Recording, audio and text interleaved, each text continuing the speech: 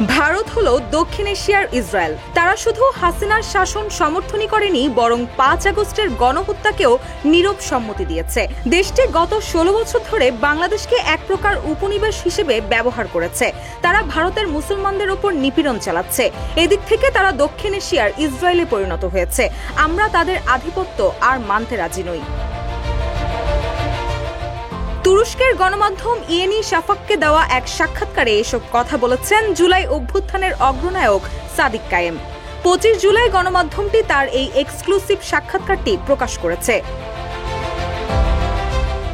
সাক্ষাৎকারে সাদিক কায়েমকে প্রশ্ন করা হয়, সেনাবাহিনীর ভূমিকা এবং ভারত ও চীনের মতো বিদেশি শক্তির প্রভাব আপনি কিভাবে মূল্যায়ন করেন? ভবিষ্যতের কূটনীতি নিয়ে আপনার ভাবনা কি? জবাবে তিনি বলেন, আন্দোলনের শেষ পর্যায়ে সেনাবাহিনীর কিছু জুনিয়র কর্মকর্তার পক্ষ থেকে সহানুভূতির ইঙ্গিত আমরা পেয়েছি। তারা বিপ্লবের আদর্শের সঙ্গে একাত্মতা প্রকাশ করেছেন। যদিও সিনিয়রদের অনেকেই আগের শাসনের সুবিধাভোগী ছিলেন, কিন্তু নতুন প্রজন্ম রাষ্ট্রের সঙ্গে জনগণের সেতুবন্ধন রচনায় আগ্রহী।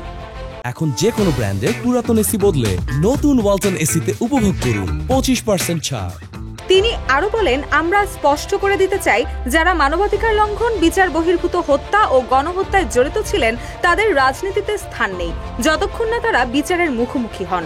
এছাড়াও রাজনৈতিক কার্যক্রম নিষিদ্ধ হওয়া আওয়ামী লীগ সম্পর্কে তিনি বলেন, আওয়ামী লীগ একটি সন্ত্রাসী দল। জার্মানির চরমপন্থী সংগঠনের মতোই তাদের স্থায়ীভাবে নিষিদ্ধ করা উচিত।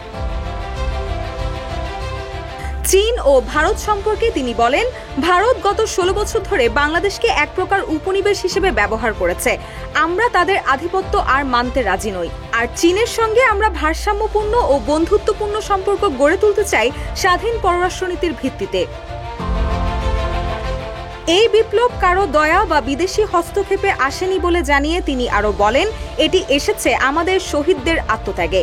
তাই আমাদের কারো কাছে ঋণ নেই। আমরা স্বাধীনভাবে কূটনীতি চালিয়ে যাব, যুক্তরাষ্ট্র, চীন বা ভারত সবার সঙ্গে সমানভাবে। রুশা সুর, নিউজ ডেস্ক, ইত্তেফাক।